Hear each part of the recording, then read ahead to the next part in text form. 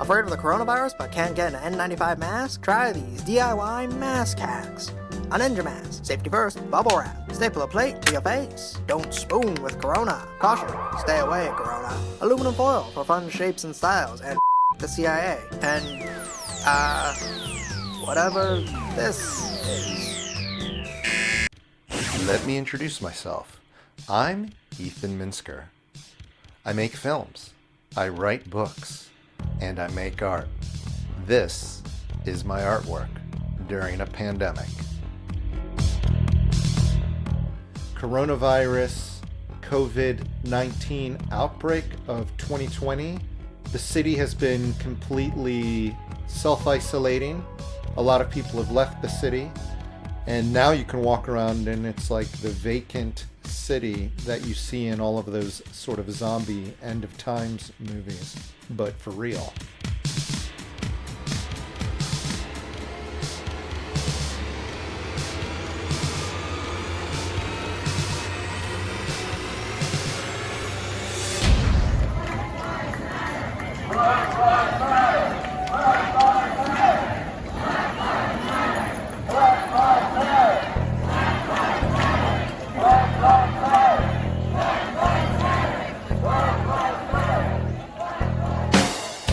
People were already stuck at home, frustrated, and there's going to always be a reaction to every action.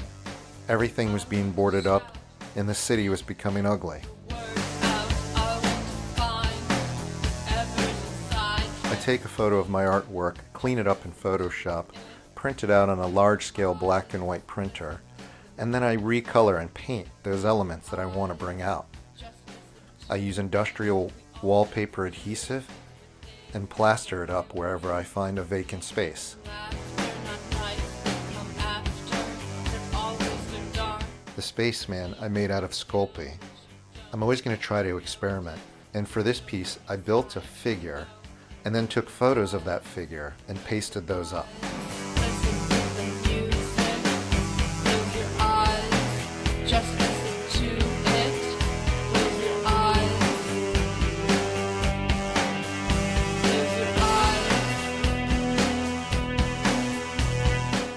Let's bring back animals to the Lower East Side. Hide them in places in plain sight. So somebody might walk down the street and look at the corner of their eye and see a dog or see a raccoon and bring them a little bit of joy. And anything is better than seeing plywood everywhere. You feel isolated. Putting out the street art is a way for me to reach out to the public and make me feel more a part of the community and not a passive participant. The nature of street art is that it's not permanent. And in that impermanence is its beauty. You get to see something for a moment, maybe a week, maybe a day, and then it slowly decays or is taken down by other artists. That is part of the thrill. Getting it up, seeing it come down.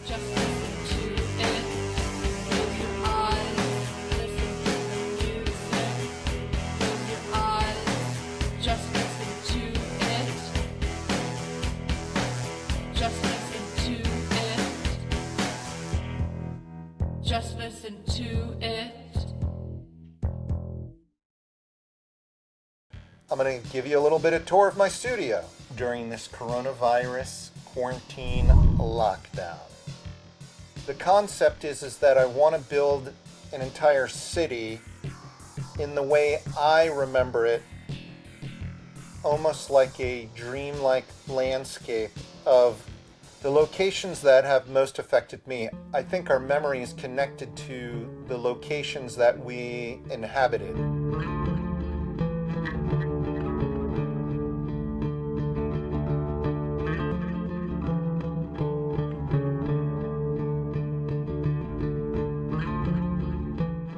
This is part of a larger art project, I Love You, New York, But You're Bringing Me Down, based on the LCD Sound System song, New York, I love you, but you're bringing me down. Like a rat in a cage, pulling minimum wage. New York, I love you, but you're bringing me down. And if you listen to the lyrics, it's kind of one of those things where it's like this love for New York, but how it's always changing. And in New York, ever since I moved here in 1988, there's always been this sentiment of like, oh, I miss the old New York, as if whoever got there, they remember it when they first got there, as if that was the best New York would ever be. And it just continuously gets worse from there, even though it's progressing and the buildings are getting bigger. I live in downtown Manhattan in the East Village, and all you see is these glass buildings coming up all around you, so I somewhat feel the same thing.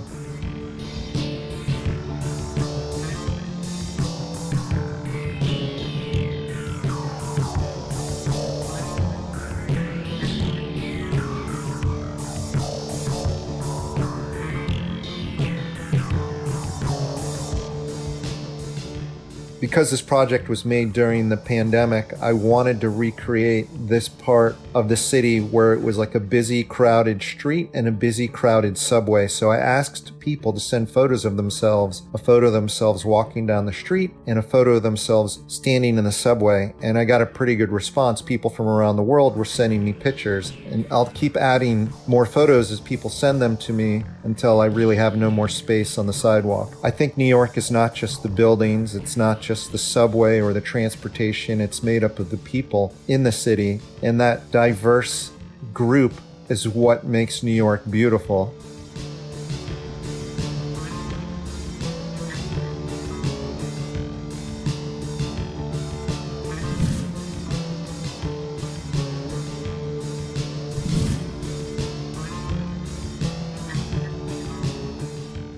Cardboard boxes, oatmeal containers, plastic bottles, soda bottles. It's a bunch of stuff that I'm saving from the trash, keeping it out of the landfill, and making art into it.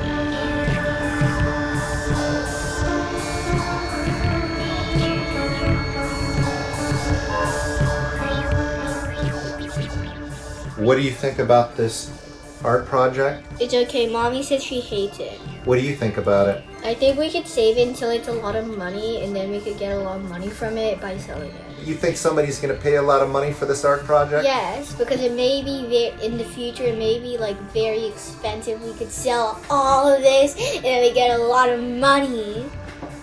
I don't know. That's just an idea. It may not. You may become famous, and you may not. That's my art dealer.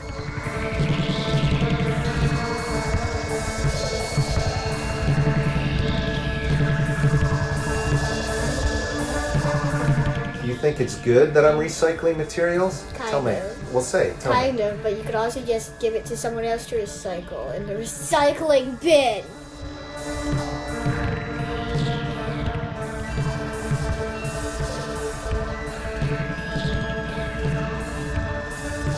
What do you call this art project? Very big art that fills up the house.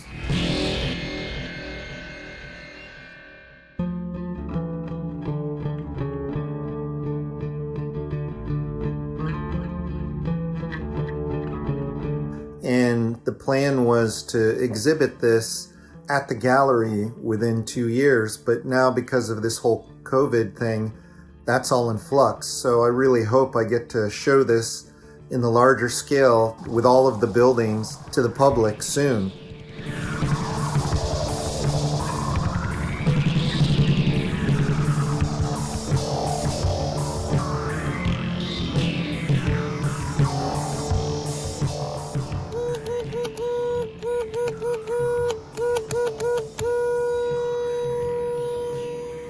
The graffiti trucks. This is another small aspect of the larger project, New York, I love you, but you're bringing me down. As I've been walking around, I've been noticing these trucks that have been co-opted and covered in graffiti. Now, I think these things are beautiful, rare sort of examples of something that continuously changes. People change it and cover it up. So I wanted to capture these elements and document them as part of the larger project of New York in my memories. It's sort of like capturing a wild animal, a rare wild animal out in its natural habitat. Now some of these things are divided into like buildings and water towers and the kind of iconography that makes me think of New York, whether it's a subway train, a New York taxi cab, a mailbox, that's covered in graffiti. In my space where I currently work is my own apartment. I have an office space, but mostly I work on a little child's table that belongs to my daughter that she so graciously lets me borrow. The only issue I've had has been with storage. So it's like quarantine, there's 3 of us stuck in this house, hasn't been a lot of space. I've been moving an entire boatload of buildings over to my mother's apartment on the west side, utilizing her spare room that we have there. I take a little hand truck and I cart each building. It's taken me about 2 weeks to get everything over there. And her apartment is now filling up. You are using my blues room as a storage room because your artwork has completely taken over your apartment and you're quarantined or you're locked down during the coronavirus. So your artwork was taking over your apartment, so now it's taking over my apartment. How do you like that? I like it. Makes me feel like I'm in the middle of downtown New York or old New York. So I like it. If I want to go for a trip, I just open the door and there I am. I think during these times you gotta stay positive, even though there's a lot of horrible stuff happening out there. And for me, it's one of those times where I'm just going to focus on what I'm doing creatively and try to really put a larger effort into that. There's this dream that every creative has, is that I wish I had enough time to do all the projects that I have planned. And this is one of those things where be careful what you wish for, because you might actually get it. I'm not going to waste my time. I'm going to do as much as I possibly can in this time period before things go back to normal, whenever that is.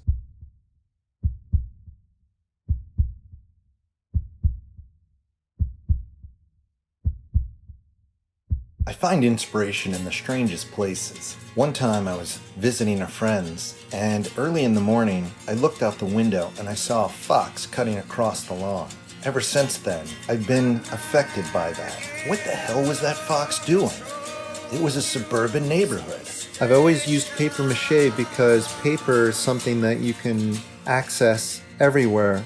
I can take paper that could end up in the trash and recycle it into art, or upcycle it into art. The paste I use is a industrial wallpaper adhesive, the super clear coat, but it's all natural and doesn't seem to affect my hands. We'll see later, maybe I'll end up with some horrible disease from it. I start with a cardboard skeleton that I cover in strips of white paper, making it easier to paint. That's the magic of paper mache. Anything I dream up, I can make. I like foxes because they're sneaky little bastards. They're always out there ready to steal your chicken and get away with it. I think hunting them is a horrible thing. I feel like if I had a spirit animal, maybe it would be a fox.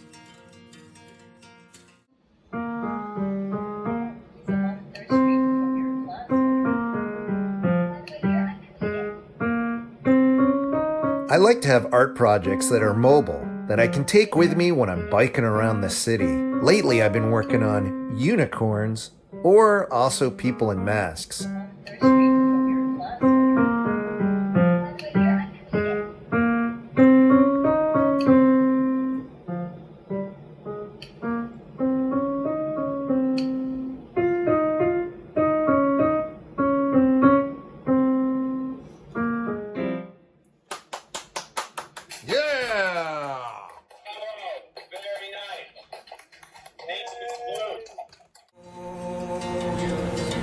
Pictures on the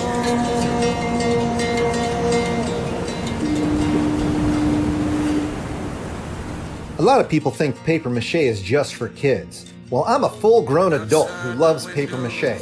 You can't take away my crafty hand, do-it-yourself mentality.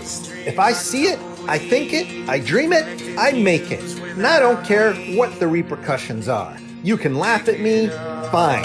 There's no limitations when you're doing contemporary art. Whatever the medium, format, whether it's paper mache, crayons, it's all okay. My mother once took me to Philadelphia, where there is a battleship called the Olympia that sits there on the river. It's part of the White Fleet, which were the very early steam battleships. Very beautiful. They were like war machines and dreadnoughts, but they were also beautiful works of art inlaid with gold and white paint, something that you definitely would be able to spot on the open seas. I became fascinated with it and always built variations of these same ships. The one I'm working on now is the USS Connecticut.